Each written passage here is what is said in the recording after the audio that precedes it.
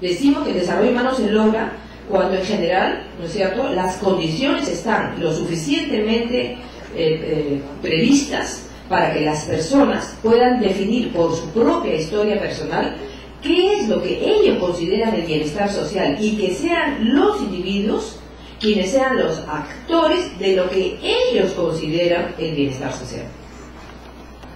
¿Quién puede decir desde el Estado qué es lo correcto para el resto? Podríamos nosotros, y es la obligación del Estado, definir, ¿no es cierto?, que las gentes menos favorecidas, quienes no han tenido esas condiciones para definir su propia naturaleza de bienestar, es el Estado el encargado, ¿no es cierto?, de proveer todas las condiciones para que los ciudadanos encuentren posibilidades de desarrollar y desenvolver todas esas potencialidades y capacidades, para que en algún momento esos ciudadanos puedan decidir qué es lo que ellos consideran su destino y sean ellos los actores de su desarrollo. Entonces, fíjense, estamos hablando de conceptos, ¿no es cierto?, que vinculan a los grandes pensamientos, a las grandes preguntas de la humanidad. En algún momento de nuestra vida, todos los que estamos acá presentes, nos hemos hecho esas grandes preguntas. ¿Hasta qué punto soy libre de hacer lo que yo creo que es importante para mí? ¿Hasta qué punto yo tengo que seguir las reglas de mi familia, las reglas de mi casa, las reglas de la universidad y las cuestiones que me llevan a seguir a otros?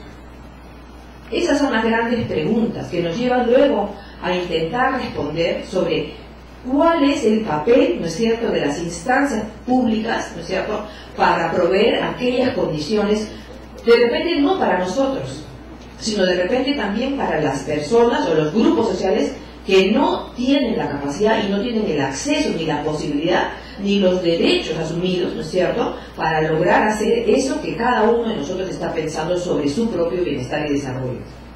Entonces, fíjense, las grandes preguntas de la humanidad están vinculadas a eso, o a los temas de que el individuo desarrolla por sí mismo, o es la responsabilidad del Estado. Creo que al final de esta pequeña primera parte introductoria estamos muy claros en que es necesario, ¿no es cierto?, integrar ambas posiciones, y que existe una responsabilidad no solamente para el Estado, sino para el mundo de la vida civil, y en eso incluye a las universidades y a esta universidad, ¿no es cierto?, las responsabilidades como sector privilegiado que nos toca, ¿no es cierto?, proveer todos los razonamientos y todos los saberes posibles en beneficio de aquellas colectividades que no tienen las condiciones, que están excluidos, que no tienen alcance, que no permite, su situación no les permite, ¿no es cierto?, alcanzar esos niveles de desarrollo y de independencia para decidir cuál es su futuro y qué es lo que realmente ellos desean como bien social o como bien individual.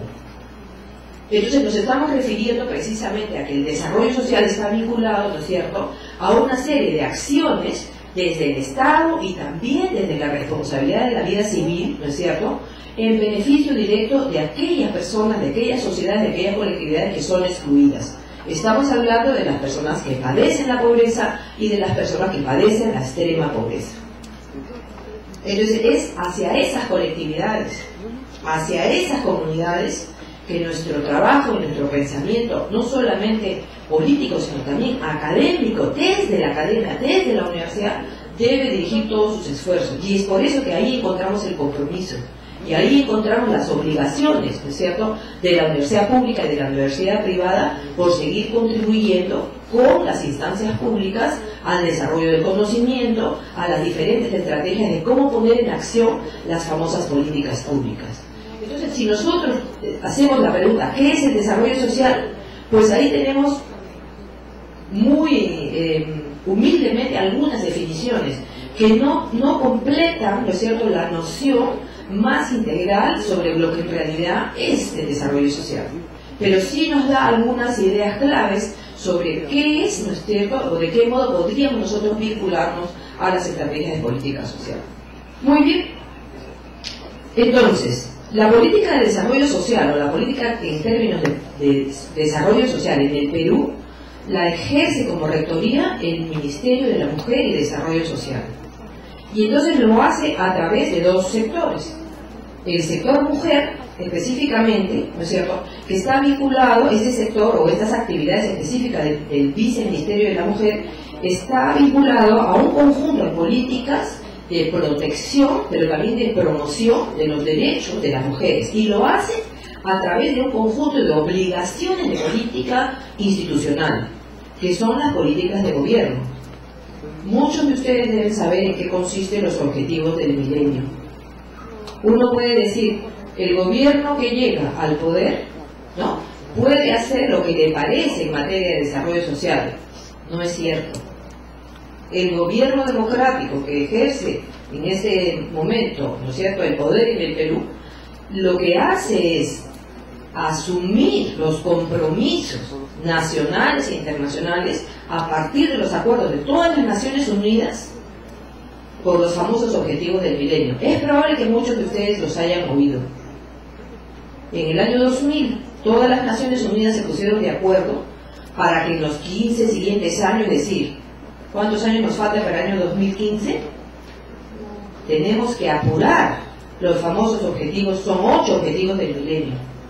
Y se pusieron de acuerdo las Naciones Unidas, se pusieron de acuerdo, incluyéndonos al Perú, nos pusimos de acuerdo entre todos los países para que en esos 15 años redujéramos al 50% la pobreza en el mundo en función de las estadísticas que teníamos en el año 2000.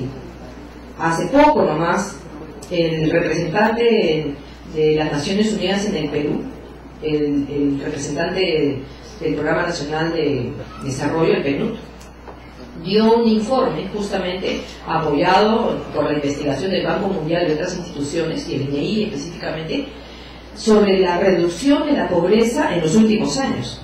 Y en su informe dijo, por ejemplo, que la pobreza bajó en el año 2007 de 39.9% a 36.2% en el 2008. Y que es probable que nosotros, al finalizar este periodo de gobierno, es decir, en el año 2011, es probable que nosotros alcancemos la meta de reducir la pobreza al 30%. Esos datos también señalan la acción de política social en materia de desarrollo social. Entonces, ya podemos mirar algunas otras ideas clave acerca de lo que es desarrollo social. Se hace desarrollo social desde el Estado. Se hace desarrollo social desde los acuerdos internacionales. Fíjense esos acuerdos internacionales del año 2000. Para el año 2003, aquí en el Perú, todos los partidos políticos se pusieron de acuerdo para, adoptando esos objetivos del milenio, pudiéramos desarrollar nuestras 31 políticas de Estado. Y esas 31 políticas de Estado también, en sus 7 ejes, redefinen, ¿no es cierto?, o interpretan los objetivos del milenio y los ponen en acción a través de prioridades, ¿no es cierto?, sectoriales en el gobierno. Y esas prioridades sectoriales hacen que cada ministerio tenga rectoría, es decir, sean autoridad, ¿no es cierto?, en la gestión, en la promoción y en la implementación de las políticas definidas de su sector. Los 15 ministerios, más la presidencia del Consejo de Ministros, están encargados del diseño, la implementación, el monitoreo y el seguimiento de las políticas públicas. Y entonces, en ese contexto, no solamente son los ministerios los que tienen políticas públicas y se obligan a cumplirlas, sino, por ejemplo, también, ¿no es cierto?, ahí en el sector de desarrollo social, la siguiente, tenemos también otro patrón de políticas, otro grupo de políticas que ya no están vinculadas solo específicamente a mujeres, sino están vinculadas al proceso de descentralización, ¿no es cierto?, al tema de explícito de políticas públicas de desarrollo social. Pero tenemos otro gran conjunto, ¿no es cierto?, de políticas que se obliga al mismo gobierno, al mismo Estado, ¿no es cierto?, a seguir cumpliendo. Y ahí están, por ejemplo, las políticas de obligatorio cumplimiento para el sector público. El sector público se obliga a sí mismo, ¿no es cierto?, a un conjunto, ¿no es cierto?, la otra, por favor, a un conjunto de políticas de obligatorio cumplimiento. Y al definir como de obligatorio cumplimiento, son de cumplimiento para todos los ministerios, transversal e intersectorialmente. Por eso es tan importante ese famoso tema de la articulación. ¿Qué cosa es la articulación?